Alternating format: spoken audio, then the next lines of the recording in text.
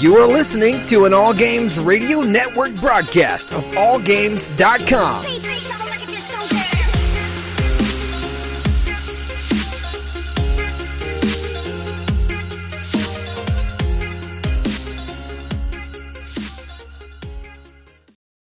Hi, this is Normie from Knuckleballer Radio and Zombie Cast, and you're listening to one of my favorite shows on the Geeky Antics Network. Don't forget to check out the rest of the gang over at geekyantics.net. Warning, there might be rants and food ahead and possibly inappropriate behavior. Don't tell anybody though.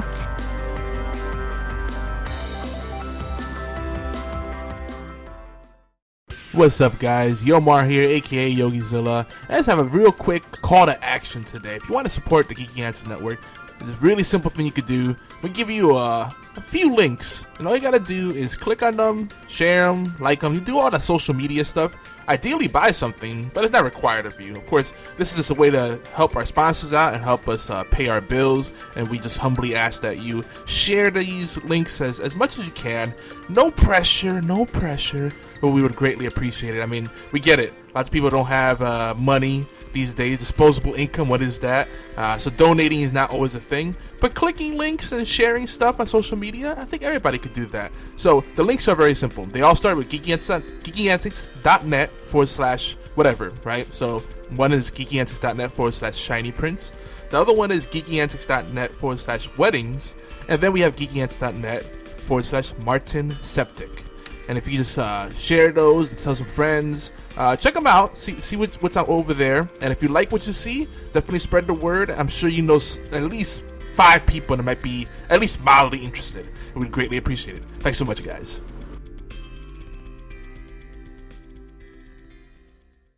You're about to listen to the Timey-Wimey Tea Time Podcast, a geekyantics.net and allgames.com production. Find out what everyone's talking about. The Doctor, of course. Doctor Who? Exactly, that Doctor. Join us live at www.twitch.tv/geekyantics. That's GEEKYANTICS. Hang out with us, ask questions, laugh, and have at it. We can't wait to hear what's on your minds and hearts. Tiny Whiny Tea Time.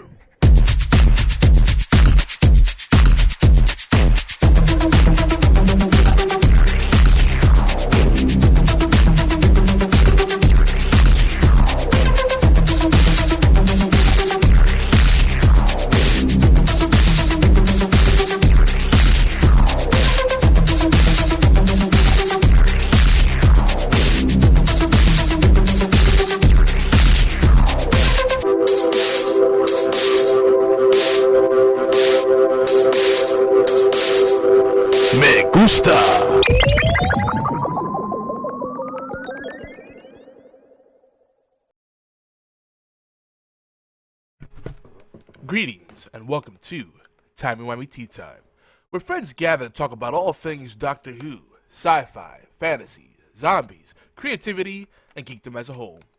I'm Yomar Lopez, known throughout the interwebs and sometimes the Whoverse as YogiZilla. Friends IRL call me Yogi. And as our old friend and former co-host Stan Farina has been known to say, I'm a gamer, I'm a dreamer, I'm an author of silliness, a disgruntled techie, a wild-eyed entrepreneur, and a fistful of happy emojicons and sunshine. I ride into the battle upon a glittering My Little Pony. Whether it's Applejack or Rainbow Dash, whichever one you like, no problem, no one's judging. But out of my mouth come laughing swords of peppermint and ginger.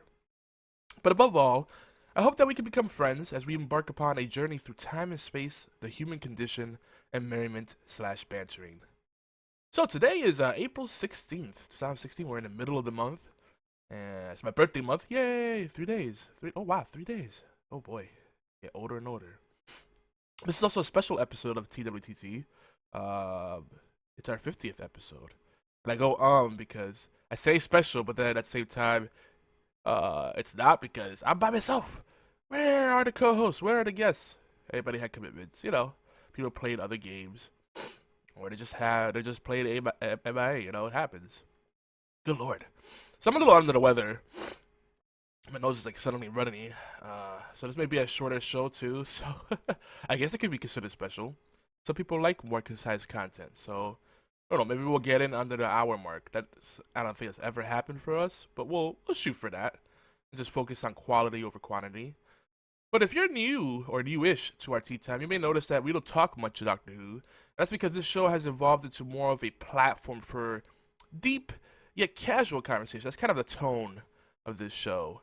I try to keep it accessible, definitely family friendly, so it's accessible in that regard as well. Just accessible in terms of how we approach the topics. We'll go deep on them. We'll try to avoid any pretentious stuff or any overly complicated, convoluted stuff, you know? We don't want this to seem like a scholastic endeavor. No, there's nothing wrong with that. We go deeper on video games, sci-fi, fantasy, fandoms, and the creative process. That's pretty much what we've been mostly focusing on. We also banter a bit, especially when I'm by myself and I have no adult supervision. There is a lot of overlap between TWTT, this show, and the other Geeky Antics flagship shows, but we keep it clean and we approach it we approach the topic more from a creative, perhaps nerdy perspective. And if you've been around from the beginning, since the beginning, we hope you're digging the new changes. If you want more Who, best thing I can say is send us your topics or consider joining us as a co-host on rotation or a guest. Everyone is always welcome to Time Whammy Tea Time. Just want to throw that out there. But folks, usually around this time, I'll go through the intergalactic star map and kind of talk about what we have lined up for the show. But I'm gonna skip that. I'm gonna surprise you. I'm gonna keep it more. What's the word I'm looking for? Mercurial? Nah, that's not the right word. That's more an emotional descriptor. We're gonna keep it fresh. It's gonna be a bag of surprises. I don't know if you guys remember, I might be dating myself, but back in the days, you used to be able to go to a convenience store or drugstore or whatever your local town shop was, where all the doodads and knickknacks were at, and you could get like a little bag. There'd be a nickel bag, like a 15, I remember it was 10 cent one and 25-cent one. No, and there was $1 one. For me growing up, there were like different prices, yeah. And you get different random like surprises inside of the little bag. Since there would be a bag, since there would be like a little manila envelope that hid the contents. It was something that would hide what was inside. It was neat. You get like usually little silly things like little toy soldiers and paper airplane type things. Maybe a cheap yo-yo. But it was cool. It was a adventure at every corner, just opening up that little surprise box / bag, whatever envelope, and finding goodies in there. Good times. Those were simpler times. Not that I'm like super old, but times they have changed. There's a lot of things we take for granted now. Before I get into that old fogey talk, let's do some housekeeping. I said before, we do keep the show family friendly. I would consider the show PG-10, not PG-13, PG-10. So if you're under the age of 10, there might be some innuendo you might pick up on, but we try to keep the topics and the language family friendly across the board. Madden football. We got some Madden football stuff going on. If you want to join us on Madden NFL Mobile or Madden 16 on Xbox One for some online football action, let us know. You can catch us. If you catch the show on time, actually, we'll be playing the Doom and Battleborn open betas this weekend, as well as any other open betas going on. This Orcs Must Die Unchained, Fire with Fires in early access. What else? Gigantic. I know there's some other ones out there. So we'll see you there. Your best bet are to hit us up. And King Demon in the chat is saying the Division. That's not an open beta though. That's a full release. Yeah, you can join us out there as well. You can hit me up on Yogizilla. I'm Yogizilla everywhere. YOGIZILLA. Oolong, who's usually here, Oolong, aka Fatal Blades, is IQ space Freak space Show and Obi1X2, OBI1, the word 1, X2. Those are all our Xbox Live gamer tags. We've been spending most of our time lately. Still PC Master Race, but console is just a lot more convenient at times. Social Dozen, we've taken a little bit of a break. I think session 7 is being recorded this weekend. It's already middle of the month. I gotta double check on that, cause yeah, we're behind schedule, and it's a tough month for me because I have what did you know when the way life works out, especially if you're a gamer. When you have lots of time to play games, you don't have the money to invest in which is in what is really a pretty expensive hobby. I used to be really into paintball as well. That's an even more expensive hobby. I'm glad I kind of gave that up because you can spend a lot of money in paintball. Video games not a cheap endeavor, especially if you like to play different kinds of games and you jump on everything new that comes out. I'm pretty selective on what I get. So what happens is, when you have the free time, you don't have the money, and then when you have the money, you're too busy to enjoy it. That's just life. So I think that's what's going on right now with the Social Dozen. It's really hard coordinating, even though we have a stable of 13 plus hosts on rotation. Getting the 4 in any given week to coordinate is no small task. So what we'll probably end up doing is just skipping ahead, and whoever missed their week, they can record whenever they want, and then we'll just record. We'll follow our schedule of that week. Pre-record all the episodes pre-recorded. Sometimes I stream them, but usually they're pre-recorded. That's more sustainable. Then we don't have to worry about setting up the channel, make sure the channel's free, and all that, all the nuances that come with that. So stay tuned. I'm hoping. Let's see. Today's the 16th, and usually I get them out on Tuesdays. Next episode should be up on the feeds. In time for my birthday, 19th. What did you know it? If not, the 26th. Okay, this week is gonna be really busy. I actually won't even get to enjoy my birthday, but when you get old, you usually don't. But in the meantime, leave us voicemail for the Social Dozen, 201-762-4256, and you can see what we have to date. We have some of the preview episodes, the raw cuts up on YouTube, youtube.com/Geeky Antics. Also the native feed, geekyantics.net/the Social Dozen, and our Geeky Antics Foundry, our aggregate feed of syndicated and exclusive shows, is geekyantics.net/podcast. And again, that voicemail line, where you can text or leave voicemail, 201-762-4256. And again, that's for the Social Dozen, one of our newest shows here on the Geeky Antics Network. King Deem says, I gotta work on mine. Work on what? I missed it. I completely went off on a tangent and lost my train of thought. Work on your voicemail line? Your podcast? You gonna do some podcasting? Yeah, finally. See, podcasting would work for you. Oh, on birthday. Yeah. That's how it works out. I'm definitely working on my birthday, because I got a deadline this week. Big one. One of many coming up. Our new voicemail / SMS or text line, whichever way you want to say it, is 646-801-2149. That's for all of the Geeky Antics Network. So if you want to leave for someone in particular or a particular show, just specify so. Or if it's just a general thought on the website or services we offer, or one of our advertising partners, sponsors, whatever, or you want to work with us in some capacity, yeah, that's a good place too. 646-801-2149. 646-801-2149. Of course, that is a U.S. number, so long distance charges, international rates may apply depending on what kind of cell phone or telephone service you have. If you're using VoIP, it's probably the best way to go. You can also visit us at facebook.com/Geeky Antics, or email us a short, operative word, short, MP3. That's another operative word, because if it's a wave, Yeah, waves are very big. Wave and PCM, anything that's not MP3 is gonna be huge wave audio files. So don't do that. It's not email friendly. MP3, keep it about a minute or two at most. You can send that to mail@geekyantics.net, or for this show, TWTT@geekyantics.net. Also, Whovians, I know you're out there. I see the download numbers. I see the clicks. I see all these metrics, all these analytics, and I say, hey, there's a lot of people really engaged with our content.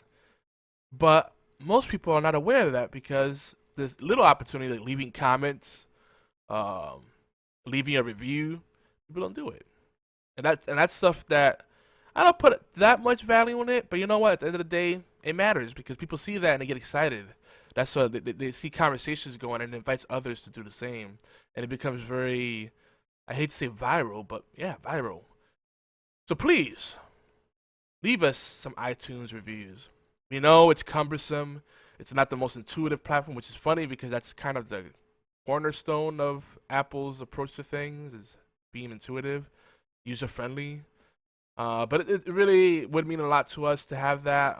Truth be told, the easiest way to do it is to install the software on your PC or Mac. My Mac was obviously already on there. And leave the review through that. You just use the search, type in timey-wimey. We should be the first hit that comes up. Yay! We're one of the first 10 hits that come up if you put in Doctor Who, and then you filter for podcasts. So yeah, leave us a review. That'd be great. Let us know where you're leaving the review, because another thing that sucks is I'm sure we have tons of reviews, but it's separated by region. So if you left a review and you're in another country, because we have people in Spain, Brazil, the UK, I mean all over, and it's hard to keep up with that because it doesn't notify the content creator. It just kind of sits there until we stumble upon it or someone lets us know, hey, you have listeners and viewers over here. Check out these reviews. Oh, okay. A little awkward, but that's the way it's designed. Steam Gift Exchange is still going on. That's an ongoing thing. Just a little reminder. We do have a Steam community. Don't keep that up as much, but I do check it, every so often. And sometimes we do chat through that for the PC gamers and Mac gamers out there. We give out codes for things like we were giving out codes for Gigantic, but that's already open beta now. And we got a bunch of giftable copies of games like Dungeon of the Endless, Torchlight 2, Van Helsing, Speedrunners, Rocket League, a bunch of games. So if any of that interests you, we do lean more towards PC. It's really hard to get stuff for console, even with the fact that we're a legitimate media outlet. For some reason, like PC, easy to get review codes and swag. But when you go to the console, it's like, well, we got a limited supply of these, and we'd rather give it to like an IGN or a Giant Bomb. It's like, dang, that's how to do us, yo. By the way, if you want to join us live, like BFT 9000 and King Deem in the chat, what's up, guys? What's up? You could join us when we broadcast every other Saturday at allgames.com/live. Or just go to allgames.com and look for the live/chat option and just jump in there, and it'll give you like a little web applet widget, whatever you want to call it. That'll let you tap into IRC, or if you're savvy, you can just connect IRC and idle on the All Games channel like I usually do. Who's in here right now? Let's see, MXT is in here. BVOK, who's got a book coming out. What's his book called? Talking Politics with Friends, something like that. DC Nate 3, GK 128, Kazin, Kitsune, Raginator, Warham, Wayland, Wilcon, and this Yogizilla guy. It looks familiar. So you can join us there every other Saturday when we do the show. We are bi-weekly or semi-monthly, whichever way you want to look at that. There's a lot of confusion between semi and bi, and that's a whole debate for another time. We're not going to open up that can of worms. Or our Twitch channel, twitch.tv/Geeky Antics. Pretty much if you search Geeky Antics, you'll find us. And be sure to check out our other shows on our respective networks, but keep in mind that there's some very distinct shows. There are a lot of similarities, but some of them are a little more risque, shall we say? Oolong, I didn't use my pun today, so yeah. Oolong has a kind of wager going. He wagers that I've said a certain pun at least 50 times through the life of this show. I say it's more around 35 to 40. If I had to come down on a hard number, I'd probably say 38.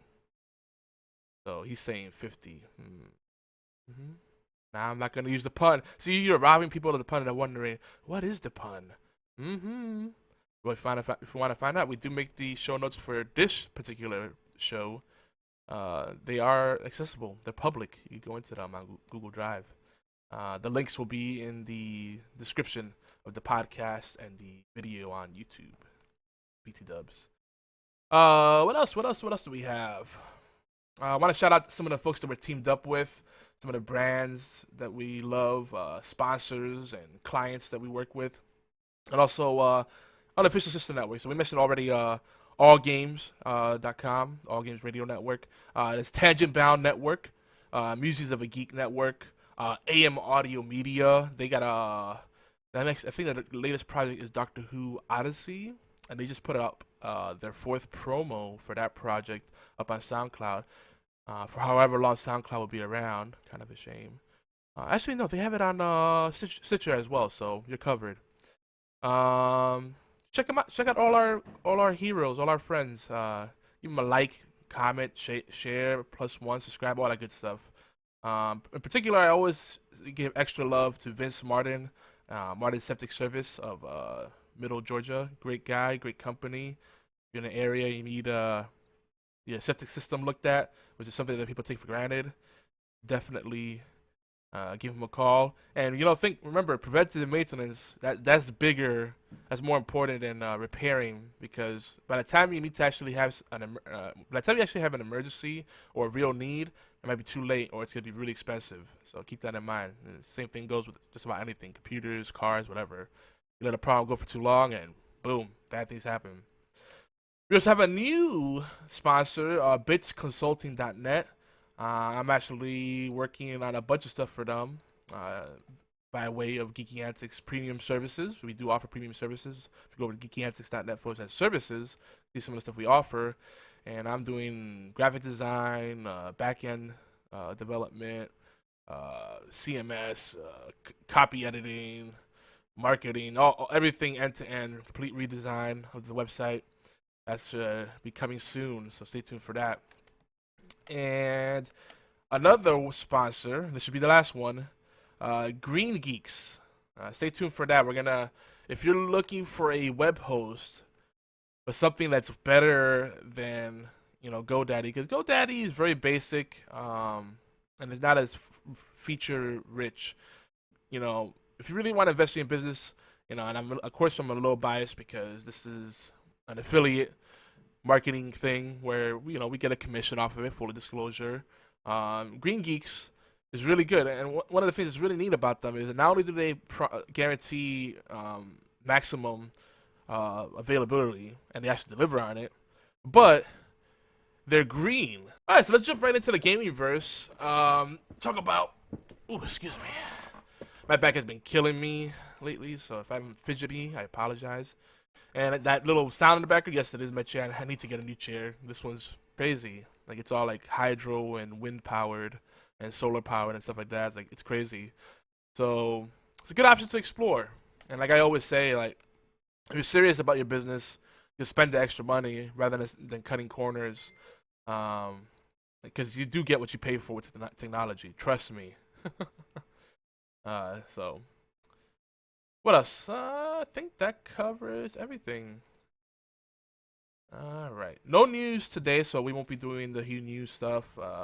Basically, we'll talk video games and we'll have a few tidbits, and we'll wrap up how we're doing on time. Sorry about a half hour in. That's not too bad.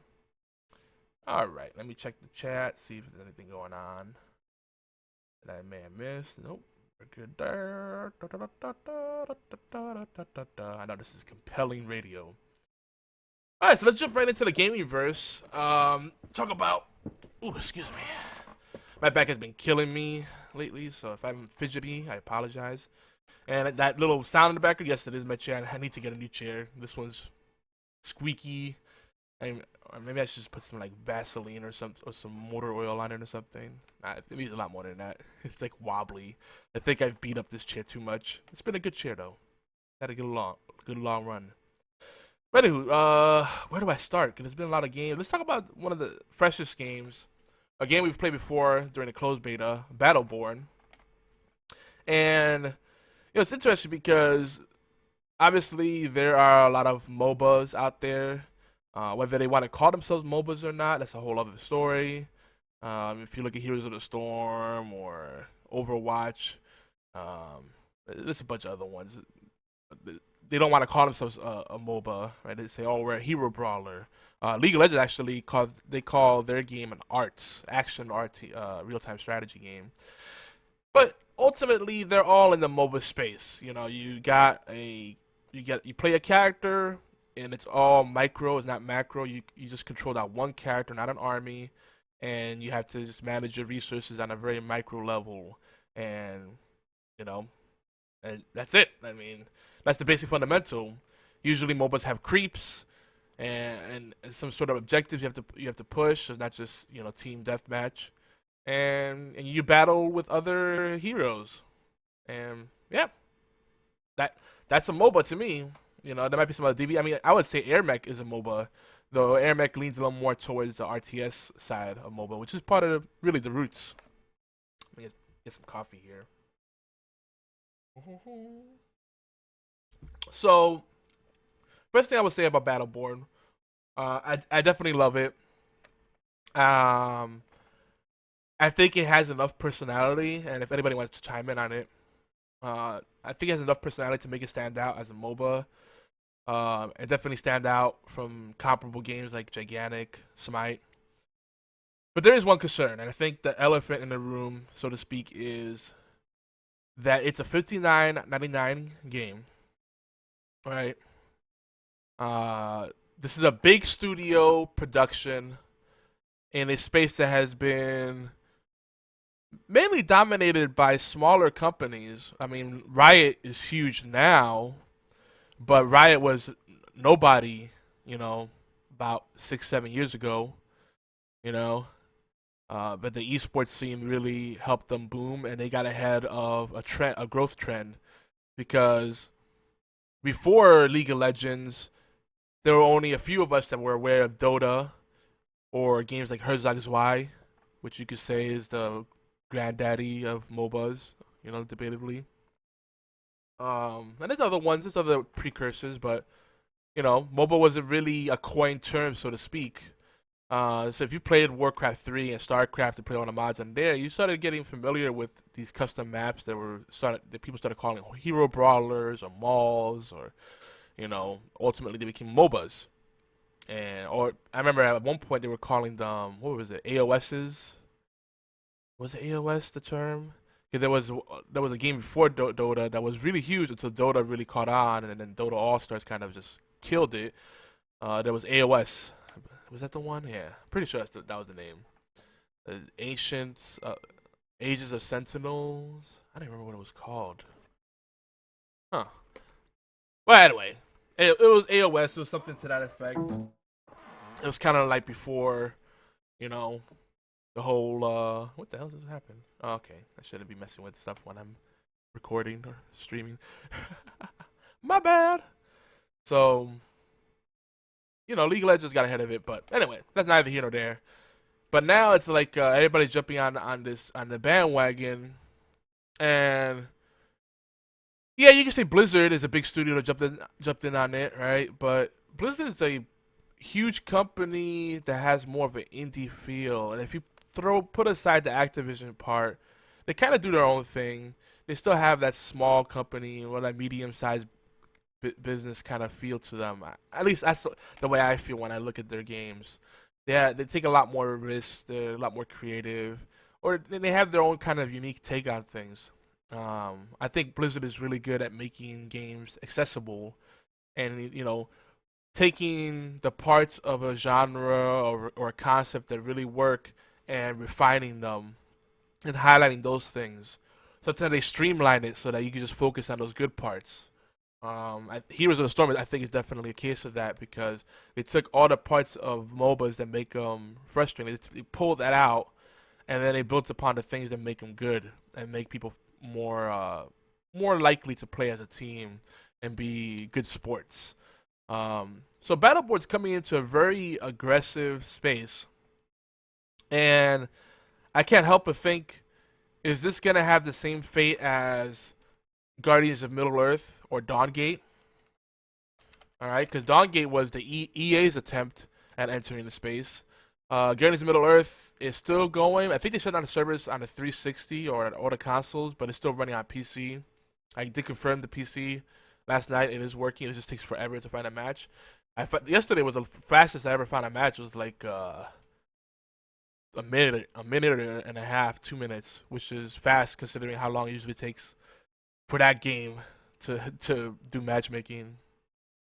King Demon in the chat says, team players say no one has a mic. That's a console anomaly. I don't get it.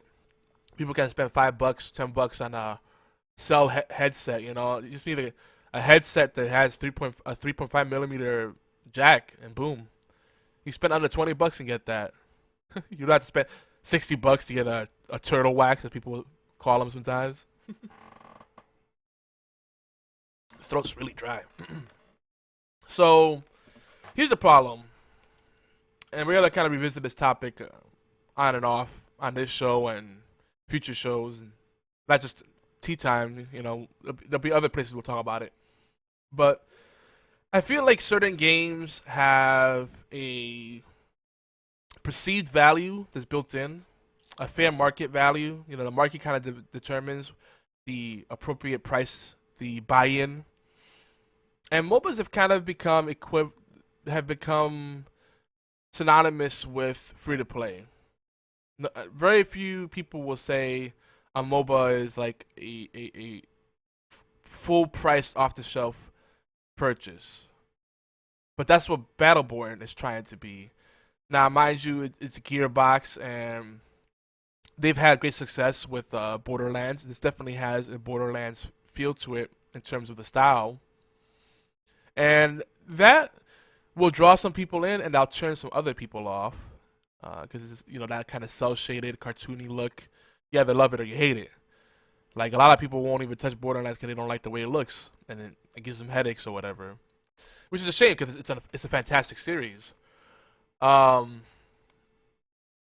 I wonder, like, is Gearbox just thinking, well, we have the brand power, people will jump on this. And then I go back to, what was the Aliens game they did? Wasn't it Aliens Colonial Marines that Gearbox did that tanked? Battleborn, I feel, needs to be a success for them. Cause Borderlands is a pre-sequel. I hear mixed reviews about it. It seemed like a cash grab. I think this could be a great platform for them. Unfortunately, they're taking a big risk. Maybe they think, well, if we charge for it up front and give people full access to all the content with that, then they might appreciate it, rather than say giving it some free and then say, well, if you want to do anything, you have to buy this, and that. Maybe they're just trying to play it safe and minimize the risk by, you know, getting a few guaranteed sales and then, I don't know, free updates. Like, I feel like this game would have to have free updates. Like, no, if they do DLC on this, that's gonna be a killer. I think that's gonna ruin it for a lot of people. Microtransactions for premium stuff like skins, sure. Now, what they were saying, and from everything I've read and seen, it seems like their model is gonna be that they're gonna make it so you can earn everything in game. So it's just one price to buy in, and then you have all the content you need at your fingertips. So that could work, but I think it's a hard sale, and this is the big problem. A game that's really optimized, almost 100% multiplayer, needs to have a big community, a thriving community to really have legs, right? Because you don't want to be in a situation we have a great game where there's a lot of friction, a barrier to entry, and people are not buying it, so the people that love it can't really play with anyone because there's no one to play with. That's just not good. As it is right now in this open beta, there's a lot of people. Like it takes a lot longer than it should to find a match. It's a little faster on PC. On console, it seems to take longer for some reason. So it makes me really concerned. BFT 9000 says, Colonial Marines wasn't bad if you went in knowing how they advertised it.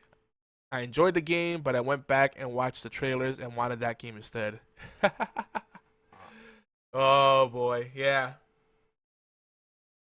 Well, the thing is, to me, Colonial Marines was a great game that wasn't Aliens. I feel like they missed that feel. Like, the game that got it right, that I can think of the best game, and actually the Aliens vs. Predator games weren't bad. I actually quite enjoyed them. It's a shame the last one kind of fell under the radar, because that was actually a good game too. But you know who got it right? The Doom Aliens mod. That thing was on point. It had that tension, that eeriness, that real, like, pure sci-fi experience. There's something about Gearbox, the way they produce a game, that it's hard for me to take it seriously. It's like I'm expecting whoopee cushions and fart jokes, you know? I don't know. I think it was a bad fit. They could have done it, but I think they took it in a whole different direction, and that disconnect is basically what you're saying. I'm just being long-winded about it. People had a certain expectation, and then when they got into it, like, this is not what we signed up for. So it's a great game. It just wasn't really an Aliens game or an Alien game, whatever way you want to look at it. So anyway, back to Battleborn. I'm loving it. I am really concerned that, you know, it's a crowded space to begin with. $59.99, really hard pill to swallow when there's games like Smite that are free. Gigantic is free to play. Heroes of Storm free to play. I think the best way to really do it is to do incentivize early adopters. Say, hey, this is the price that it's gonna be after X amount of time. But if you buy in now, not only will you be a founder, but you'll pay less. Completely shift the paradigm. Take the current model, flip it upside down. Because right now, what happens is they take the price would be lowered after a certain amount of time, especially if they're struggling in sales. They'll start making deals to get more people on board. Why not just do that to begin with? I don't think it's in the signal that you don't believe in your product. But you should be rewarding the people that take that risk up front. You know? BFT does make a good point. Battleborn offers a full single-player experience. But is that really what people are buying into? I'm not. You know? And the thing is, the open beta doesn't give you a taste of that at all. Because I try to do the single player on PC and on Xbox One.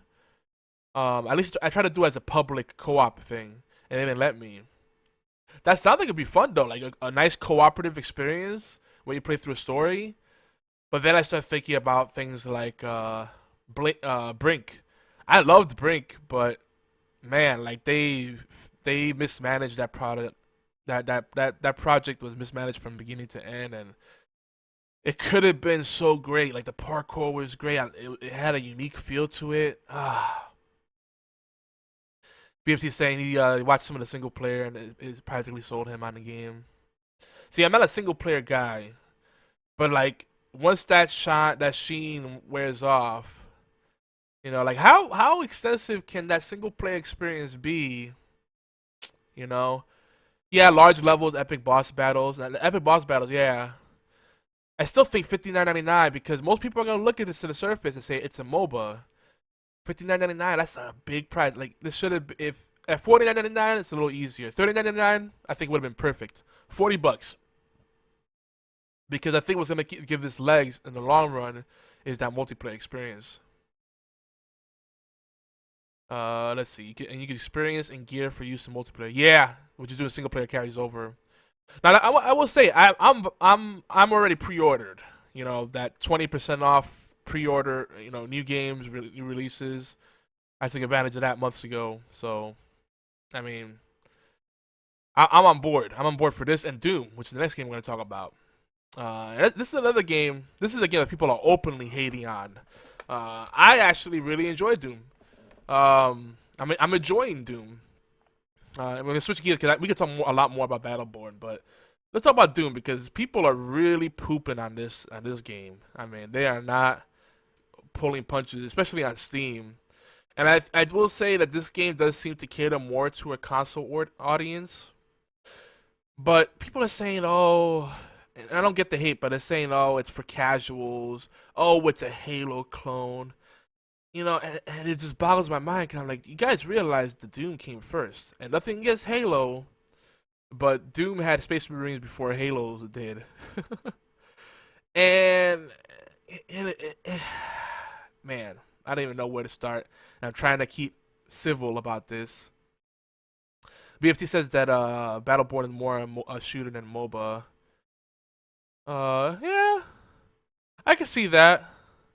I can see where you like to come from. But see, that's the thing though. Like, just because you have more projectile, you know, mechanically, yeah, the way that the characters handle it, more shooter. But ultimately, it's a MOBA because it's objective driven. You're pushing lanes, you're defending objectives. You're moving in with your creeps. You know, that's the fun. That's the core of MOBA. BFT says Doom is only multiplayer with the beta. Doom was never remembered for its multiplayer. Single players were Doom shine. See, I'm actually one of those weird people that actually love the multiplayer. I was the weird guy that did the LAN parties and did the dial-up.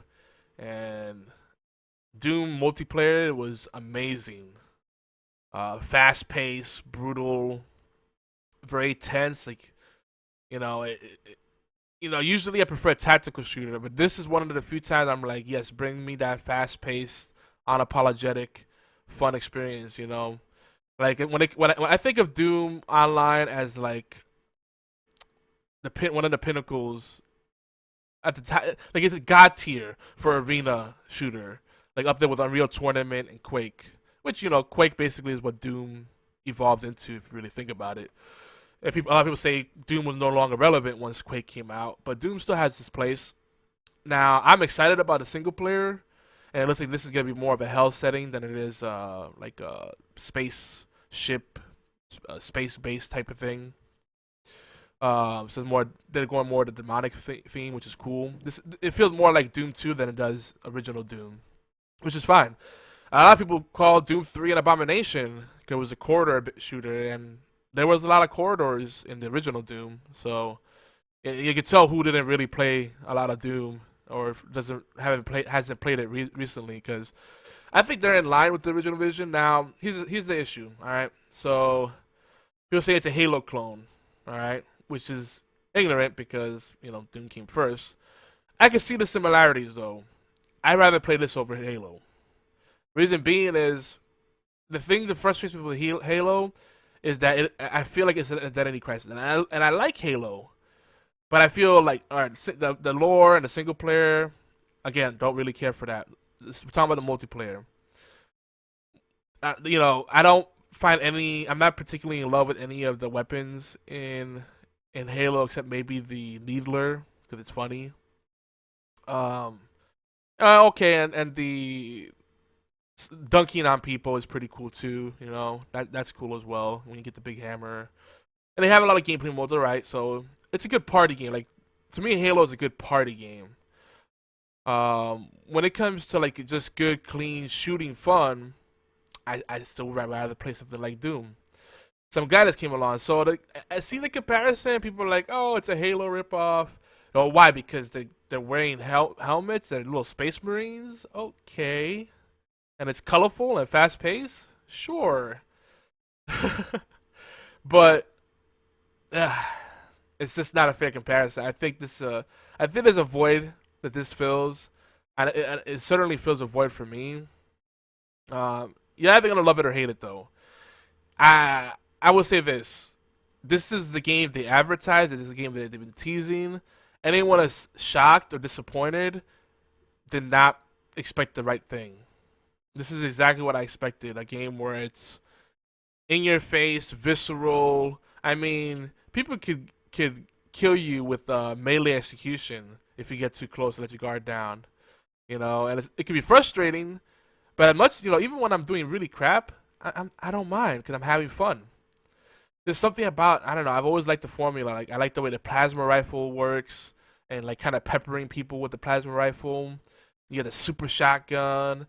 And usually I'm not a big shotgun guy, but something about that super shotgun, good times. I like the way they handle the alternate firing modes. They call them modifiers. So if you press or hold the left trigger, it changes the behavior of the weapon. Like with the plasma rifle, it throws down like a kind of lava pit.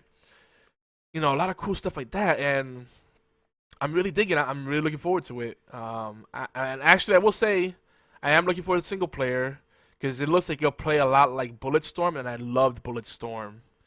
It was just good, clean fun.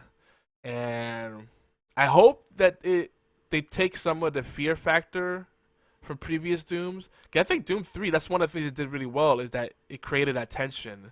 So, there's nothing wrong with having the fast-paced action, but I want some of that tension, too. Like am I going to go around this corner and, someone's going to jump on me, Now, Doom 3 obviously did that too much because things kept, coming from behind. They'll jump down from a grate, go down a vent or come up a vent or break down a wall, and you get ambushed left and right. And after a while, you started to come to expect it. But, they could do it really well. I mean, Doom 2 is still a fantastic game. I could still go back to it, play Ultimate Doom. Heck, if there was a community for it, I'd be making levels for it still. The fact that this has a level editor, like between Doom and Speedrunners, those are two games that I really would like to carve out some time and make levels for. And eventually maybe some custom stuff for StarCraft 2, but that takes a lot of time. Kind of scripting all those triggers and all the events and whatnot. Working with triggers, event triggers, and doing the scripting and editing objects. It's a lot of work, and then you gotta, build maps, and they give you the tools, but it's not easy making those custom maps, those mods for Warcraft 3 or StarCraft 2. Anywho, I'm excited about it. I think it's a complete product, and it's gonna be one of those games where I could get lost in it for hours, or just be a nice palate cleanser. And right now I look at my collection, I'm like, oh, there's Star Wars Battlefront for that, and it's a different kind of experience. Like Star Wars Battlefront is pretty fast paced, but it isn't as visceral. And it's definitely epic, and there's a lot of variety in that. But this is the kind of thing I've been looking for, like coming back to those old days. Maybe it's nostalgia. I will fully admit that nostalgia might be a big part of it. Maybe once the nostalgia wears off, I might not enjoy it as much, but I feel almost obliged to support Doom because I want him to succeed and be able to invest in a future Doom with a lot more polish and variety, because I dig this. I'm really excited about it. This is kind of a space for it because I'm really fighting going back to Call of Duty. I skipped the last two Call of Duties, and my son's like, "Hey, you should get Call of Duty. We can play together. I'll buy it for you with my allowance." And I'm like, "No, please don't. That's a slippery slope." So the last thing I would say is really kind of thinking about it. Who is Doom for? This new Doom, because it's not even Doom 4. They're not even calling it Doom 4. It's just Doom. It's like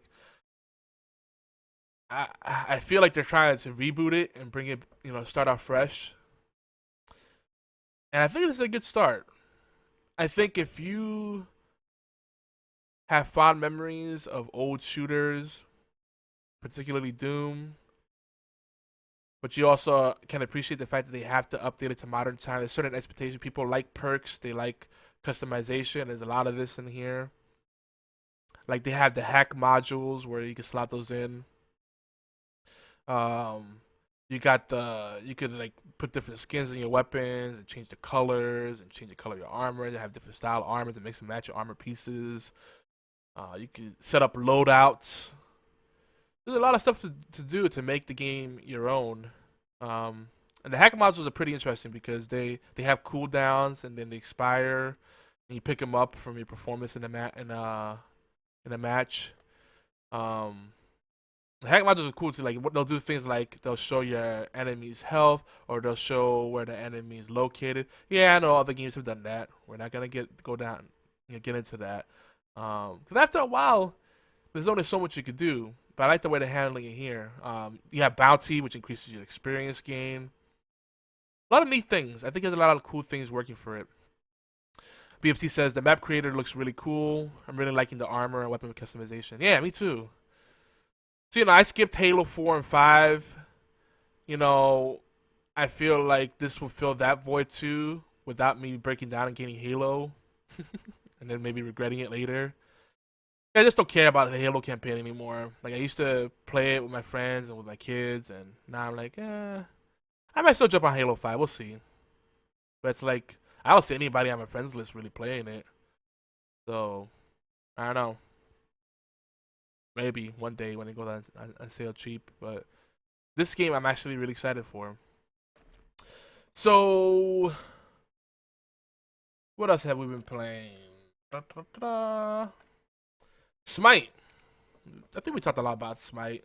And then one thing I would say right now is Smite's kind of devolving into League of Legends levels of the LoL levels of BM, Bad Manners, and the whole cookie cutter metas, the cookie cutter builds. But it's still a fantastic game. I think the auto buy and auto level makes it much more accessible to new players. But what I am finding is that even in mid-level unranked queues, people are just try-harding for better or worse, instead of just enjoying the experience. So it's basically like a lot of people in League of Legends and Smite feel like, well, I'm gonna be an esports player. Like, I don't know, they have those aspirations. It seems like Heroes of the Storm. Still loving this game. I wish I had more people to play with on this game. Hobie just goes out and says that the game is pretty much dead. I would not say that. It's got a really strong community. It's just that amongst our friends, people prefer more eye candy. That's really what it comes down to. Because if Heroes of the Storm had the graphics of like a Smite, maybe even the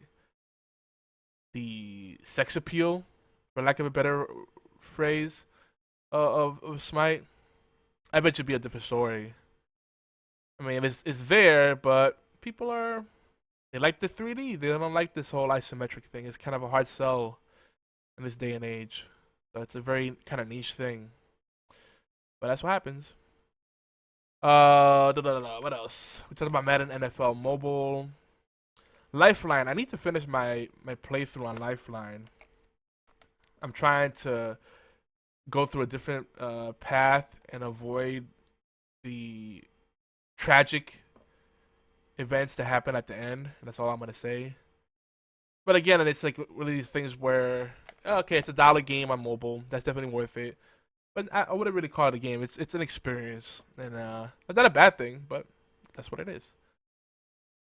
I've been playing a little less Gems of War. I'm still loving Gems of War, but I'm getting back into Hearthstone, and I always get back into Hearthstone at some point. I'm actually hankering to play it right about now. I like the rewards, the way they've handled Hearthstone with the chest at the end of each season and getting better rewards the higher you rank. That's something I've been kind of hoping for a long time, and I'm glad they finally delivered on that. What else? I think the last two things we'll talk about as far as the games we've been playing. So there's a lot of talk about Destiny. This is a game that I was really loving on at first. I was a late adopter, and then I realized why everybody was so mad at the game. A game with no direction, a game that kept taking 180-degree turns. Bungie was just, I don't know. I don't know. So people saying that the final nail on the coffin for Destiny was the introduction of microtransactions, so you could buy armor sets with in-game currency or real money, essentially devaluing the drops that people worked so hard to get. Yeah, that's pretty poor taste. And now the thing I was suggesting all along, that they make the next expansion free. They're doing. They should have done that with the Taken King, in my opinion. It was such a drastic change. They should have just eased people into it. Say, hey, you know what? I know we're completely changing everything up on you, and maybe this is the right. Now we're finally gonna get it right. We believe in it so much, we'll make it free, and then earn your trust. And then the next one, we'll make it cheaper than the other expansions. We value those of you that have stayed around the whole time, but nope. And Bungie being, with the company they're with, that's kind of greedy. I mean, they might as well be with EA. They should have stayed with Microsoft, But I'm not gonna get back into that rant. The game that I've been playing the most still overall is Tom Clancy's The Division. 120 plus hours easily. Actually, I would say probably 140 at this point. Between two characters. And they just had the patch 1.1, which brought the incursions. Man, what did we say about this? There's a lot of stuff here. So they added daily and weekly assignments. Of course, you still have your daily missions, and you basically have your two hard dailies, and then your challenging. They made it easier to be able to farm those, do them repeatedly, and there's a reason you want to keep doing them, because the marketplace for Phoenix points has become greater. Like, now you need a lot more Phoenix points if you want to do anything. You don't need Phoenix points to recalibrate your gear, which is great. So you keep trying to re-roll stats and optimize your loadout. But, anything worthwhile is going to cost you at least 200-300 Phoenix points. And on average, you're going to get maybe 10 to 30 Phoenix points per mission run. So it's a little rough. Actually, I think the highest thing right now is an incursion. Falcon Lost gives you 30. Everything else is like 10 or 20. And when you look at the time you spend to complete something legit, not if you're using an exploit, that doesn't count, and that's kind of lame. Just gonna put it out there. You're spending, you're maybe getting 30 points at most every hour. Maybe a half hour if you're really that good and you have a really coordinated group. So, if you talk about realistically, 300 Phoenix credits will take you about 10 hours, more or less. Let's just say that's your medium. Might be more, might be less, depending where you're at with your team and your loadout. So overall, I'm really enjoying the game still. I like the little tweaks they've done to everything. A lot more stuff you could do. You have more grinding opportunities, more farming opportunities, but it doesn't feel like they force you to do it. But I really would like to get blueprints from the set items, and the set items look pretty neat. There's a lot of negative feedback on the set items, so people are just sticking with their other gear. Can they get better stat rolls on them? But I like the utility of the sets. I'm still kind of torn whether I'm going to go with the Sentry set, which gives you like a buff 30% to headshot damage, which is, it's basically more for snipers. Or if I go with Strikers maybe and get that critical damage increase. I think there's critical damage and critical chance, and the more you hit someone, the perk on that is the more you hit people, the more consecutive shots you do, it has like a 1% increase each time with each consecutive shot, a damage buff that stacks. And every time you miss, you lose 2% of that damage buff. So it's interesting. That seems like it's really tuned for close quarters combat. And it has me thinking, like, what do I want to ultimately do? I think first I would rather gear out for PVE and then look at a PvP build. As far as PvP build, I kind of feel like the best thing to do would be go, stamina and firearms, and go be a little tank, be like a off tank, but like focus on DPS a little more, and get that high crit chance. Rate of fire, crit chance, crit damage. If you have at least 30% crit chance, I think that's more than enough. 1 in 3 shots will more or less hit. And it's basically a dice roll, so 1 in 3 could be 5 consecutive shots that hit crit. It's not like it's keeping the hash saying, well, you just hit your crit, so the next 2 will not be a crit. That's the nice thing about it. So just thinking out loud mainly. The one thing I would say with the incursion, I hope the other ones are more extensive. They had a good concept here. They didn't flesh it out as much as I would have liked, or a lot of people would have liked. But I'm not as rough on it as some people are. It's a free update. Another company would have maybe charged for this. It's a cool boss battle, basically. What's disappointing is that to get to that boss battle, it's like a hop, skip, and a jump away. They could have built it up a lot more. Because you're spoilers. You're finding like the so-called last LMB stronghold and assaulting it, and you go down into the sewers deep in there. But it's not that hard of a trip. Then you finally get down there, and all it is 15 waves of enemies you have to survive as you try to kill this APC that's brutal. This APC that has machine gun fire that hurts, and they also could fire off missiles. So, and it's funny too, because this one APC, they're like, we can't let that get to the surface. Like, this one APC is gonna completely change things, and I guess it is that OP. A little silly of a plot development, but overall a good experience. I still have my issues with the Dark Zone. I feel like, yeah, it's a PvP enabled area, but people are just shooting for the heck of it, and that kind of bothers me. I still feel like they need to have a PvP only mode for people that just want like a little arena, a training simulator, something where people can just fight each other and get that itch scratch.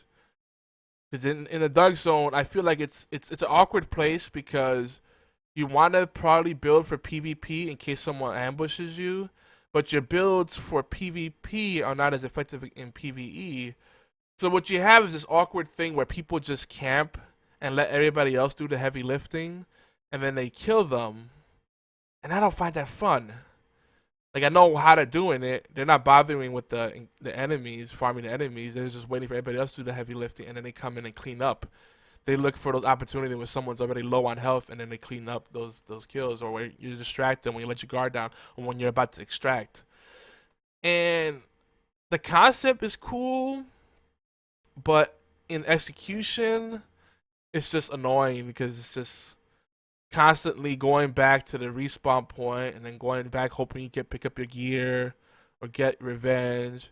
And you have to really go in with a group that you trust and that it's going to be coordinated and really know, hey, all right, if things get hairy, this is what we're going to fall back to. This is going to be our rally point. We'll go here and then we'll regroup and then we'll go here, But that doesn't happen as much as I'd like. And it doesn't have to be super like surgical and precise, but you don't have to be that detailed. But there needs to be some kind of direction.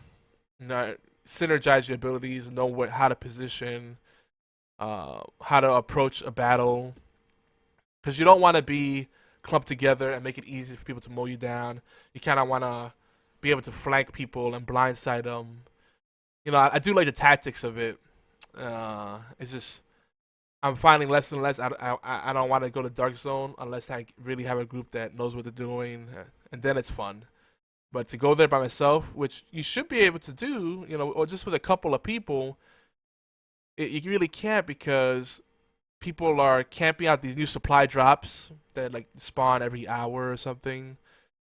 So that's rough. And then they're also farming all the bosses or the landmarks.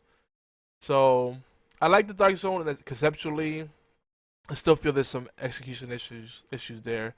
There's just not enough incentive to, the thing is, I think there's too much incentive to go rogue, and not enough disincentive. Like, so, all right, someone goes rogue, they're marked on the map. Cool. Here's the issue: like, if someone acts suspicious, and you want to preemptively strike them because you know that they have no. Let's, for example, a simple example: they're at an extraction point, they're eyeballing you, and they have no gear to extract. Clearly, they're up to something nefarious, right? That rarely ends up in a good place. So, in that situation, you shouldn't be punished for striking first, because if you don't strike first, they're gonna wait till your back is turned, and then they're gonna attack. So then there's this awkward kind of Mexican standoff, and the tension could be cool, except it's just silly. It's like, well, who's gonna shoot first? Who's gonna shoot first? And I don't know. Something about it doesn't sit right with me. Now, perhaps what they could do is, all right, because what usually happens when people go rogue, they just run for a while so that they don't get shot, and then the timer wears off. Because they tend to get shot, the timer goes up further. So they could technically keep running forever, and it's really hard to catch up with someone. There's good crowd control for people for PvE experiences, but for PvP, not so much. If someone wants to run away, they're pretty much going to get away as long as they're smart. They don't end up in a dead end. So it's just kind of silly, the silly game of cat and mouse. So maybe what they could do is, if someone has a history of being a rogue, they consistently, like, in one day they've gone rogue consecutively, that person should probably be put on a most wanted list, or something, so that, all right, they may not be on rogue status, they're kind of probationary, but if you shoot them, there won't be any penalty to you, something. So they're not, in that case, then maybe you don't mark it so that people know that they've been a bad person. You've been a bad boy. But you take that chance and say, this person is acting suspicious. Chances are they're a PK, they're a troll. I'm gonna strike first.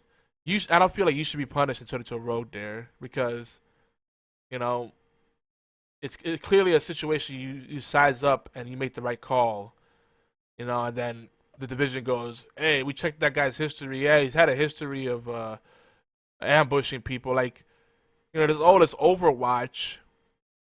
How does it's kind of silly to me, also from a storytelling perspective. The person goes rogue, but after a while everything's honky dory, and don't shoot him because then you'll go rogue. So it's like, there's something with that mechanic I think that needs to be refined. Because it's like, really, you don't want to be the first person to fire, since you have to. But the people that should be scared from attacking frivolously aren't, because they're OP. They found ways to kind of exploit the system, break the game. The Midas was that before, but now they're doing it through other means. They partly build so they suck at PvE, but at PvP they're disgusting. There's no other word for it. So those are my thoughts on the division. I won't ramble on anymore about it. We'll try to start wrapping this up here because my throat's getting a little scratchy. Like I said, I'm sick and nose is still running. Good times. But let's move on to Tea Time Tidbits. We're just gonna cover a few quick thoughts here. As I mentioned before, Orcs Must Die, Unchained, and Fire with Fire are on Steam. So don't forget to check those out. These are good early access games, and I know a lot of people have problems with early access. There's been some issues with, early access, and people are like, oh, they just steal your money, and then they don't bother updating it. I'd like to think that there's more good than bad in early access, and there's still honest people, but business is business. There's gonna be some dishonest business people, and there's gonna be honest business people, and it's hard as a consumer. You have to kind of take that risk. But I look at it like this: at least we're not paying full price for these games, right? because with these big studios, they're still doing the same thing, the whole bait and switch and extracting value from their offerings and then selling it to us later, right? Like the famous unlock the content that's already on the disc you paid for, which is silly, you know? DLC used to be content developed after the fact that you buy later on when it was available. Now it's content that's already available, and then later on, they'll come into it. Hold on, I think I have something. It's got a message here. Sorry, I got distracted. It's related to Geeky Antics. I think I should check it right away. It might be time sensitive. But I don't think you guys want to. Hey, hi, kitty. My cat's just exploring man cave. Anywho, you know, give betas, give early access a shot. Like I said, big game studios are finding ways more and more to nickel and dime the consumers. So, and we're fine with it. Like, my biggest thing is, I really try to avoid digital. I don't want to be part of the problem. The digital is convenient. On the console, I avoid it as much as possible. On PC, it's kind of hard because most things are digital, and Steam is really convenient. So is Humble Bundle and GOG. But here's the thing: if everybody's just buying things purely digital and they forego physical, eventually companies, publishers will be able to say, "Oh, we just won't do physical anymore." But I have such a big problem with digital because you think about it. Why would you pay the same price for something that has a lower cost for the provider? With the digital, they don't have to worry about distribution channels and, you know, packaging and all the stuff involved with that. They just push the product out. You put it on a marketplace and then let it fly. So there should be at least a 10 to 20% saving right there. I mean, now when you buy physicals, you barely even get instruction manuals or any kind of inserts. So it's weird that they're cutting down costs, but they're not passing those savings down to consumers at all. All right, I understand getting more profit, fine, sustainable, but they're really not passing down those savings at all. Digital also doesn't depreciate as fast as physical does. That's been my experience. That a lot of times I'll find sales on the physical copy, but you look at the marketplaces for digital, it rarely fluctuates. And when the values depreciate, it takes a little while. So we're not ready for digital future. And I know I go off into this rant a lot and on different shows that I host or I guest on, or when I stream. You know, those of you that know me, you know. This is something I often get into, and it's just the way I feel. We're not ready for digital. 100% digital distribution, I think, would be a bane to the video game industry, not a boon. You know, we should always have the option for physical. Stand by your rights, folks. It's just like voting. You know, you may not believe in any of the politicians, but just exercising the right to vote, make sure that we always have that choice. You know, it may not be the best choice, but at least we have some control. You know, we keep buying digital, we're essentially creating a worse future for the industry. I feel like maybe I'm being a little extreme, but that's how I look at it. It's good to have options. It keeps people honest. What else? Yeah. Sales. Let's talk about sales. Legend of Korra is on sale for under $5. Descent Underground is on sale too, or at least it was. It was like $7 off.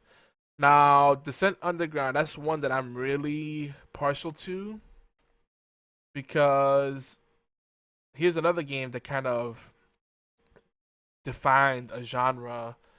We were already seeing shooters at the time, but when's the last time we saw 360 degrees, you know, of control in a like team deathmatch environment? This is what Descent Underground is doing. I haven't played it as much as I would like because there's just so many games to play, but I really like what I've seen there, and they kept it true to what the original was. It's a really beautiful game too. So even as early access, I would recommend it. I like to see more how active the community is on it, but I like the foundation that's there for sure. Of course, by now a lot of folks have heard about that dragon cancer, which is I think a silly name. There's a huge fail with this company, Numinous. They put out, it's basically a family-owned business. What is it, Numinous Games? Yeah. You can go to thatdragoncancer.com and learn more about it. This is a game that they sell for $14.99, and apparently it's offered on Ouya. I didn't know. I thought Ouya was dead. Apparently Ouya's still a thing. You can also get it on Mac and Windows. Apparently Ouya was shut down, like official support for it, but Ouya, you can still distribute to Ouya.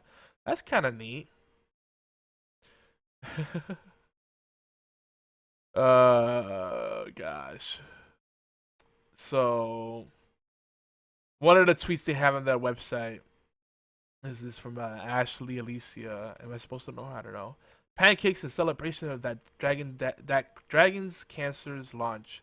Support great hashtag game dev. Get the game. This was January 12th. So it's been out for a while, and they're kind of bitter the fact that it didn't sell well. Here's the thing, and they have something on their website too. It says if a let's play video or an article about that dragon cancer led you here, and you'd like to support the continued work of our team, we will gladly accept donations through PayPal. Donation will be used to fund our next project and allow us to continue to keep our team working together. It's not a bad looking website. Very artsy fartsy, highly stylized, typical kind of high concept, good looking, not much content. This is the antithesis of the kind of website I like to design. Very plain. Yeah, it looks good, but there's no real value. You're not really saying anything here. All right, we have our team, our family. We have Ryan Green, Josh Larson, Amy Green, John Hillman. They got a bit of a team here. This guy looks familiar. Mike Pareto. He says, software developer with 14 plus years professional experience. Okay, they got a bit of a team here. All right. Now, I don't want to poop on this because I know this is a game that was made to honor the loss of a family member, which is always a tragic thing, right? But I feel like this company, this team has exploited that to an extent. And I feel like because it's such a tragic story that people should just buy it, or otherwise they're heartless. But, when it comes down to it, is it a good game? And when I look at this game, I see Telltale. I see The Last of Us. And I know I'm very brutal to Last of Us, but I'm talking, I see Life is Strange. They're cool movies, they're cool experiences, but the gameplay just really isn't compelling to me. So, the whole fail with this game is that they kind of banned Let's Play videos, and they were trying to do copyright claims and cash in like Nintendo does on what should have been free advertising and a mutually beneficial scenario for everybody. A Let's Play video, the streamers, they're not going to break video games. Anything, they're always going to help you get a little more attention. I always see them as a benefit. Enthusiast press is more powerful than people think. The social media is about the people having the power. Some people abuse that power, but ultimately it gives everybody a voice. And if you're doing the right things, you can amplify what would otherwise be a less heard voice. So this is a bad move, just kind of shooting down enthusiast press and just being a poop about it. It's a shame. I think they need to be honest and realize this is a game that's very artsy-fartsy. It's high concept, but not much of a game. It's an experience. They should have marketed it as such, say maybe price it accordingly. Because to me, I can't say this is a $20 game. I can't say it's a $15 game. Maybe that's what they feel they need to price it as to recuperate the cost. But I would just say, you know what? Let's eat the cost. $10 per unit. Let's get out as many copies as possible. Get people talking about this. $15. I'm like, no. There's way better. There's things I'd rather play. You know, and this is from someone that's been personally affected by cancer on so many levels, so many loved ones. I've had my own scares. I understand the pain and the importance to create urgency, but it's just not a fun game. And it's kind of wonky. Like someone was telling me there's a mini game where you have to drown yourself repeatedly because you're so depressed because you lost your loved one to cancer. And I'm like, what? Why would you want to play that? Why would you want something that's gonna make you feel terrible? You know, I don't know. I don't know what they thought, but I'm dumbfounded. And that's all I got to say. That Dragon Cancer fail. So people just don't get it. These are people that have the know-how and the ability to create a game, and this happens so often in the industry, but they don't understand what people really like in a game. You know, what makes a game fun? Do you understand the mechanics? What makes a game sticky? You know, gamification, game theory is a huge thing to learn about from a marketing perspective and a design perspective, and just the psychology of it. What really drives an experience and makes it a game? And you know, if you have an interactive story, sell it as such. You know, you can still sell it as through a game market, but say, hey, look, you know, this is basically an on-rails experience. You just go along for the ride and enjoy it. But it needs to be something that lets the person feel a personal attachment to it. Because then if you do that right, it doesn't matter if someone sees a friend play it in their house, or let's play video, or they watch a Twitch stream. They're going to want to experience it for themselves. That's good game design. This here is not. That's all I got to say about it. And I don't want to sound mean, but that's, you know, at the end of the day, is it a fun game? If it's not, well, what did you want? Now, real quick let's talk a little TV, then we got mailbag, and we'll wrap it up. Can I switch things up a little bit? We don't usually do a mailbag here. That's something we usually do on Horseplay Live, but I feel like sharing some things here with you guys. So, I've finally watched 11/22/63, and that is a fantastic show. I don't want to spoil it for you if you haven't seen it. This is a Stephen King joint made into an 8-part miniseries, a la the Strand and a lot of other things he's done. Really loved it. James Franco was great in it, though he was pretty much James Franco. I feel like he's always the same guy and everything. Maybe it's his facial expression or something, but I do like him as an actor. He also produced the show along with J.J. Abrams. There surprisingly wasn't that much lens flare, so that was cool. How can I talk about this without spoiling too much? I mean, early on they pretty much tell you that it is timey-wimey. There's some timey-wimey in there. It becomes more of a love story, and what the show really tackles is the morality of time travel, the ethical issues behind time travel, and the burden of choice, and sort of the whole this is kind of like predestiny involved here. Like, if you could change things, change events, does that mean you should? Are there certain points, fixed points in time that have to remain the same? That's a theme we've seen in Doctor Who. And I like the way they handle it here. You know, as a hopeless romantic, I kind of would have done the story a little different, but I like where they went with it. They did a good job. I hear the book is fantastic as well. I might have to read it. Lots of feels here. Definitely would recommend it, and I'm glad someone recommended it to me because it was not even on my radar. Because I'm trying to cut back on TV, and I love Stephen King, and it's like, oh no, I don't need to go down that road again. Definitely way better than Under the Dome. Though that show was a guilty pleasure, but the way they ended it, blame the producers on that. uh, Anywho, The Walking Dead. I was gonna talk about this with Oolong. I doubt he's caught up anyway. But there's some rumors that Enid sabotaged Alexandria. And this is something I've been thinking about.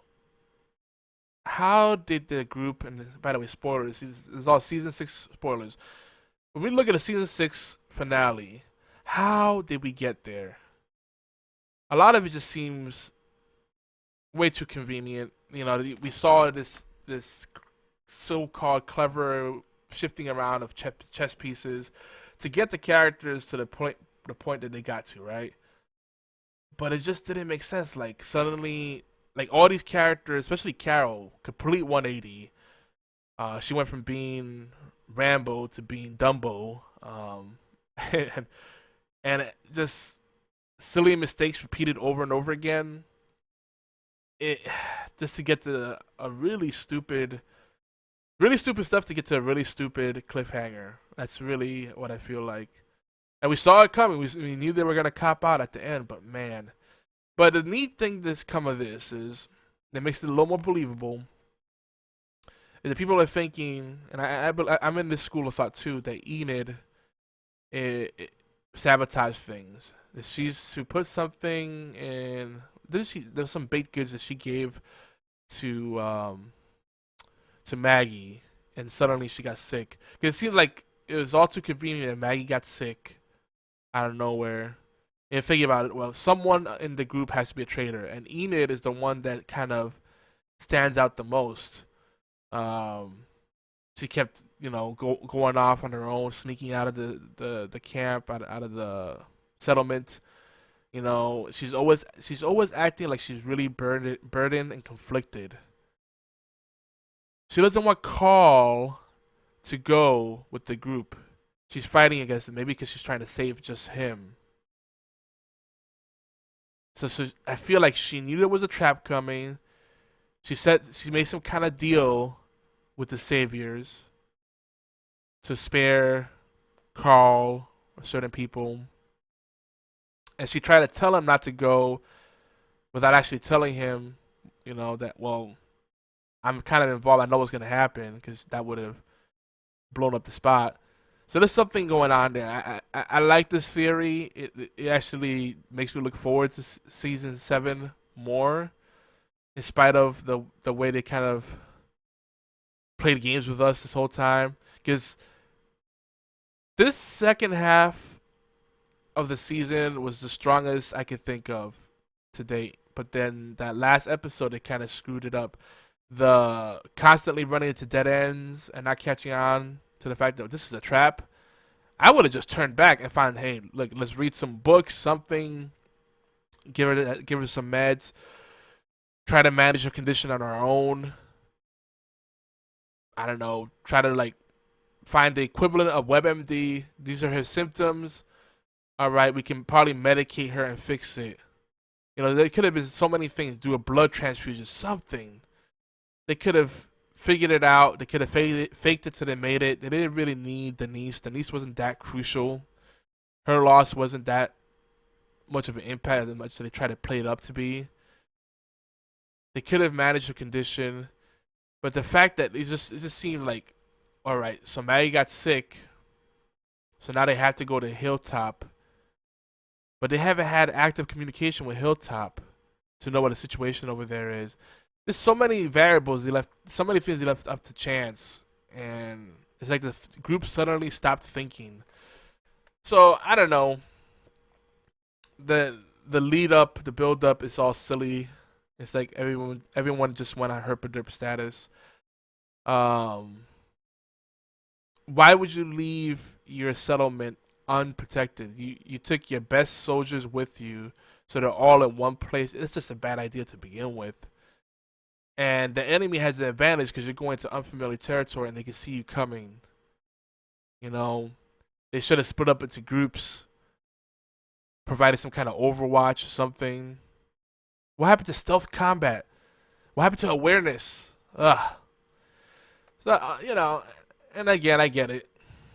They had to tell us. They had to make the story happen. I think it's a little bit lazy, a little hard to believe, but we got to the point we want to get to now. We're gonna get to the all-out war. Now it's more of a matter of how did they get out of this pickle. The writers really dug themselves into a hole. Because I don't see how they're going to get out of this pickle. All right. One person gets beat up, maybe killed. It's probably going to be someone we don't care about as much. Probably Abraham, people are suspecting. And they kind of foreshadowed that with the whole Eugene saying, you've outlived your usefulness. And then the whole Sasha romance thing, which seems a little forced. So will this be karma because he broke Rosalita's heart? I don't know. Well, maybe Rosalita, whatever her name is, maybe she's gonna be next because she hasn't really been featured. She went with the group too, didn't she? She was there. Yeah. And what's up with Tara? Because Tara hasn't been around much. Well, that's because she's pregnant in real life and trying to keep her off camera a little bit while she works through that. I gotta say, pregnant women, they always have this nice glow to them, and you can see, like, I started noticing, like, she looks a little thicker. Oh, she's pregnant, isn't she? And I'm like, oh, there you go. They try to keep taking shots where it's not as obvious, but yeah, you can't hide that. You be able to show the belly. I've been around enough pregnant women to know. Anyway, that's a random thought. So I don't know. I'm looking forward to season 7. For now, we got Fear the Walking Dead to tide us over. And as much as people like to poop on that show, I think it's a fun romp. It's not. People are like, well, I don't like these soap operas with this thin thread of a plot. Well, that's kind of what The Walking Dead is. It's just drama. It's a soap. You know, you gotta. What happens next? Who done it? It's always gonna be a cliffhanger. There's gonna be some kind of tension, some kind of drama. Oh, love triangle or differences that escalate. Yeah, it's the formula, but that's it. Just don't expect much and just go along for the ride. That's all I can say. Let's look at some mail we've gotten. The first mail I want to talk about. Let me take a little sip here.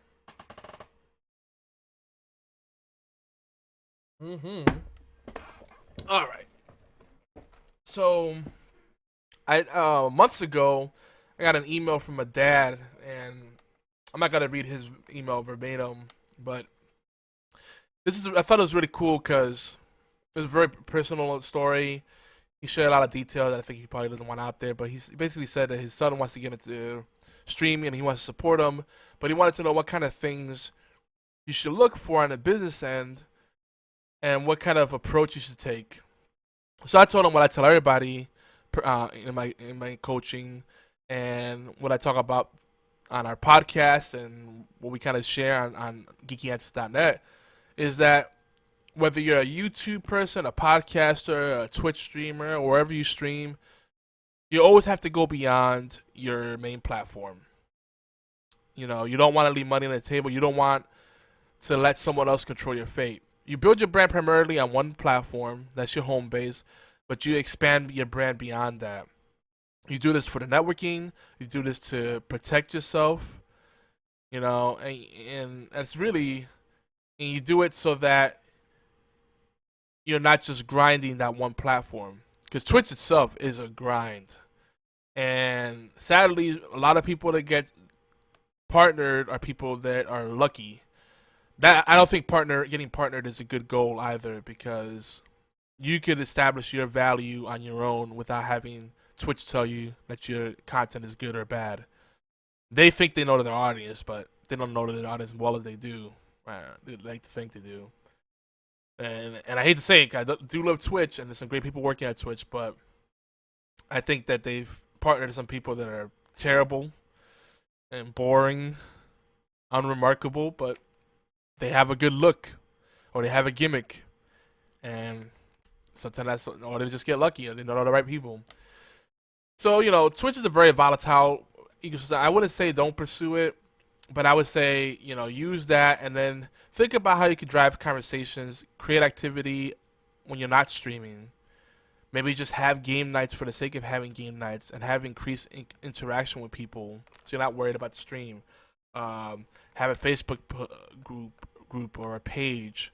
Do Skype calls, do podcasts. There's so many ways you could go beyond. Write articles, do game reviews. I would definitely say have some kind of website, something that's your own that you could have a lot more control over, as a call to action beyond your stream, so you can keep that activity growing and keep cultivating a community and building an audience outside of your main thing. And that's pretty much what I told him. I told him what kind of numbers to expect as far as metrics go and KPIs, key performance indicators, and we went into all that business stuff. But basically, that's what it boils down to. Right, Blue? Where are you? Oh, there she is. She's being a silly goose. We got a nice thank you note recently from a Twitch streamer. And I get a lot of these, but I'm just highlighting this particular one because it's one of the most recent ones. Thank you to everybody that sends us these kudos, because it lets us know that what we're doing really does matter, and that's huge for me. It's huge for us. So they said, just wanted to say thank you for your awesome page on how to succeed on Twitch. I hope this advice works for me. I've been streaming on Twitch for 4 months straight, and it's hard to get even 3 viewers. And I was recently laid off from work, and I have 2 children. So I figured I would try doing something I love, like gaming. Although with poor success. I thank you for posting this page, and I will use your advice. Awesome job. And this is from Dead on Dead 123. Twitch.tv /Dead on Dead 123.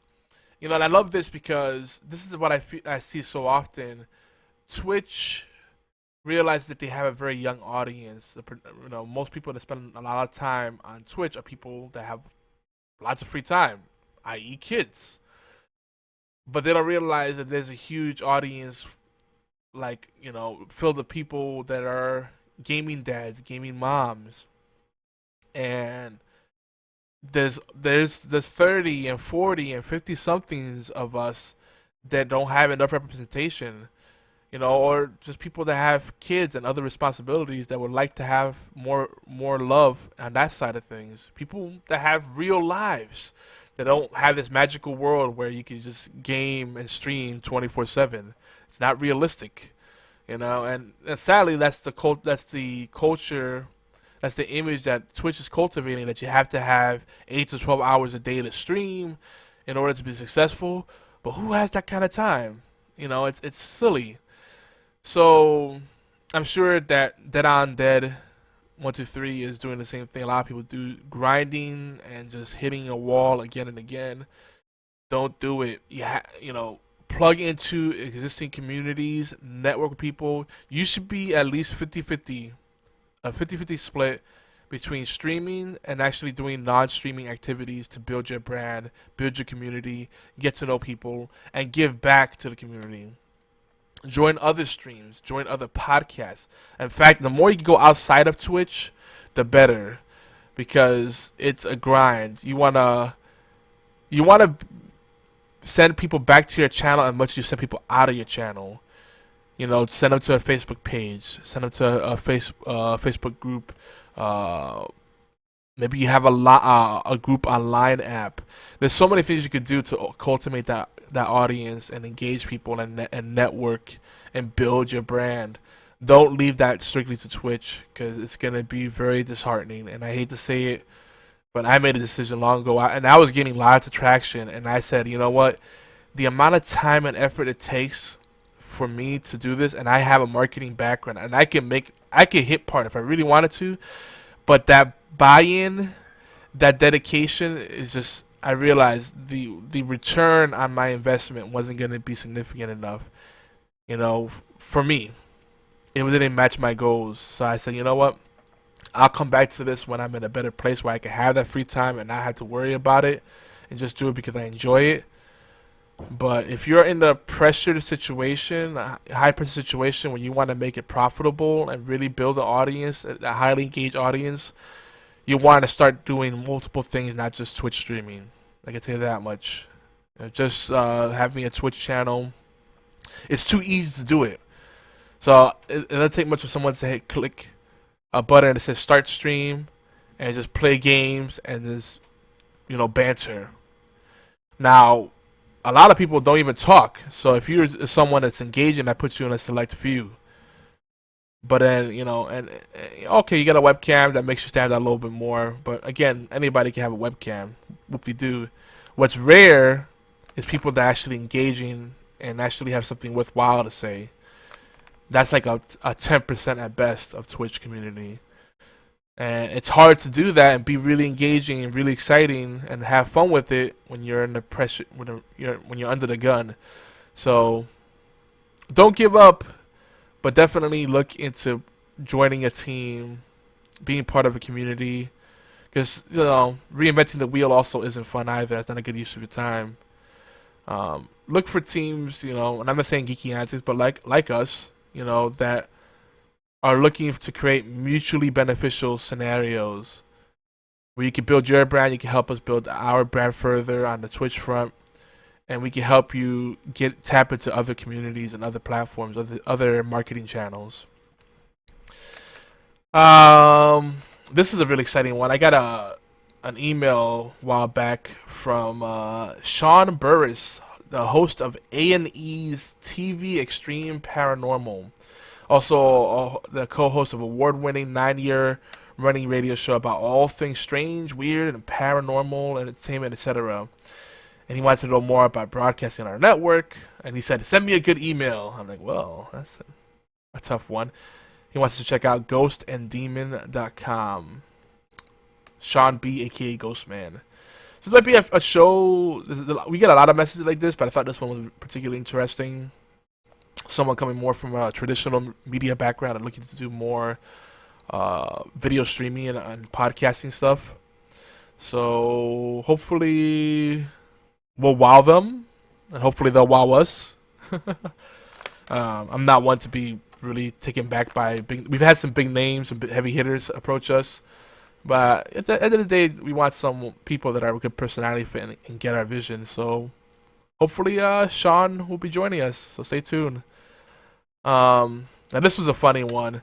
I get hundreds of messages a week. It's exciting. That means we're getting out there, but so much of it is just plain old garbage.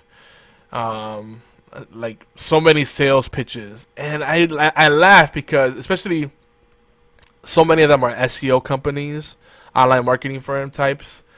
They're like, oh, we can get you more traffic. We can help you convert more people, generate sales leads. And I'm looking at it like, did you not read anything on our site to see that we're not only are we a media outlet, but we also offer those very services? Yeah. So like, you're bringing sand to the desert. Good job. That even if you offer services, it doesn't hurt to outsource services for overflow or get a different perspective, kind of supplement your internal efforts. Nothing wrong with that. But if you're a search engine company and you don't search yourself to find out what a potential client is actually doing, and you send me this generic message like this, like, I know you probably receive a lot of emails talking about search engine optimization services, but we are different from the rest, and I am willing to prove it. Oh, that's good for you. Here are a few reasons we are not your normal SEO agency. 1, our search engine optimization. And by the way, this is all one big block. There's no spacing, no highlighting. Pretty bad. But yeah, I get it. They send it through our search form, through our mail form, so I get it. But you could have put spaces in there. It supports that. 1, our search engine optimization and marketing services are designed for success. Oh, so other ones are designed for failure. Got it. Our services generally start at $1,500 a month in order to provide your campaign with the necessary resources to do the right job and confidently predict a successful campaign. Okay, that's fair. I feel like that's what people should be charging anyway, though people will try to definitely go under that. All right. You've been burned by a... I don't know what to say here. If you've been burned by another company in the past, it was likely that they would just give you the price you wanted rather than the price that was required to get results. That's not true, because I know people that have paid $3,000 a month and still got poop returns. So it's not about price; it's about value. But anywho, we are focused on getting results. That's great. We are in it. Number 2, we are in it for the long term. We are an extremely low turnover business, and our costs go up significantly if we not lose clients within the first year. I'm already losing confidence in this, but anyway, we'll keep reading. If we lose clients within the first year, so we have a large incentive to keep you happy and keep you on board long term. Okay, that's fair enough. That's a good point, and that's a point I often make. It's like your success is crucial to me, keeping people on board month to month on a SLA, a monthly contract. Yeah, you definitely want that. You want people to renew their contracts, of course. Number 3, we provide realistic expectations to our clients rather than telling them what they want to hear just to get them to sign up. The truth isn't as exciting as the fairy tales that other companies are willing to tell you, but it's the truth. If you're interested in hearing what we can do for your site, then we would love to set up a consultation call with you. Let me know what time, day works best, and the best number. Thanks, Chris. Now, the funny thing about this, I got a similar message from the same email before, and this Chris, spelled Chris, spelled it Kris. So clearly this is like some operation in India or Brazil or Portugal, some, third world country, and, they're saying their name is Sam, but it's really like something crazy. And I'm not trying to be racist, but it's just, be honest. I'm a huge fan of authenticity. Don't blow smoke. This is a cold call, and they did nothing to build trust. This is an important lesson here. You gotta build that trust, especially if you're coming in off of a cold or warm, lead. You gotta have some kind of thing that's gonna make me say, all right, I want to listen to what you have to say. But also, you're making an assumption that there's a pain point that may not be there. That I don't have the pain point that you're saying. My pain point is not here at all. So they lost me. Like, if they said, hey, we'll find ways to make your site more profitable, and we'll draw clear value, that sounds good to me. I don't have money to invest $1,500. Like, that's what I would charge minimum for this kind of offering. But I don't have money to invest that consistently unless you're gonna show me a value center. Sorry, and I don't see the value here. Fail. So, maybe every now and then I'm gonna read more of these random pitches. We're gonna end the show with the TWTT word of the day. You thought we weren't gonna do it, huh? I know this is a tradition we've been doing week to week. So today's TWTT word of the day is brought to you by Knitting Hammers and Rafflecopters worldwide. Oh, and Dictionary.com. And that's not a sponsored endorsement. The word is waffle stompers. And it's a plural noun that refers to ankle boots with ridged soles, used especially for hiking. Waffle stompers. Here it is used in a quote. Dressed in his usual uniform, a red and blue checked flannel shirt, safari vest, high-topped waffle stompers, and faded jeans, Ted looked like he should be out in some wilderness area. And that's from Mary Mackey, The Kindness of Strangers, 1988. And waffle stompers is an Americanism from the 1970s, so it's a pretty recent addition to things. I'm trying to see if I missed anything. Making some last minute show note additions. And I think this is where we would bid a fond farewell, so I could do some post-production work, get the video up, get the audio up, and get busy on other stuff. So folks, don't forget, you can find TWTT and all our other fine shows wherever podcasts can be found, Player FM, Stitcher, iTunes, all that good stuff. Let's look up Geeky Antics. You should find us. We also have our aggregate feed over at geekyantics.net/podcasts. We have the Facebook page, facebook.com/Geeky Geeky Antics. YouTube, youtube.com/Geeky Antics. We have a bunch of other links that you can check out on our show notes. Google Drive. What else? Newsletter. If you want to subscribe, bit.ly/gangmail, and gang is all caps. bit.ly/gangmail. Or just go to our website, geekyantics.net. Go scroll down to the bottom, and you'll see the logo you click on for our subscription form, or there's an embedded form on the right sidebar. That's pretty much it. Like I said, I'm not feeling too hot, folks, and we're definitely always come close to 2 hours. So it's a little shorter. We're at an hour 50, more or less. But I think this is a good stopping point. It always ends up being that we have a lot more to talk about than we think. Great. Glad to have you this week. Thank you for joining us for Tea Time. And we'll see you in 2 weeks. Take care, folks. And, do the timey-wimey stuff. Peace.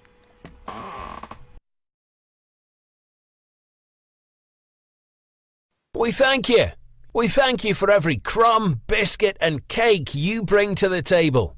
Because Doctor Who belongs to all of us. What you bring to the timey-wimey tea time in your live chat participation, comments, likes, shares, tweets and voicemail, all of it means the world to us. Love, true love, never fails. Do you like it? If you like what we're doing, well, tell us for God's sake. Shout it from the rooftops at geekyantics.net. Or call it in, 206-415-4987. That's 206-415-4987. That's it. Bless you. So long. And thanks for all the fish. Hold on, it won't be that long. Just a wee while. Because the timey-wimey tea time will be back. We'll return next Saturday with fresh insights, questions and epiphanies about Doctor Who. And heck yes, everything geek. Maybe same bat time. Absolutely the same bat channel. Every Saturday. Tiny, whiny tea time.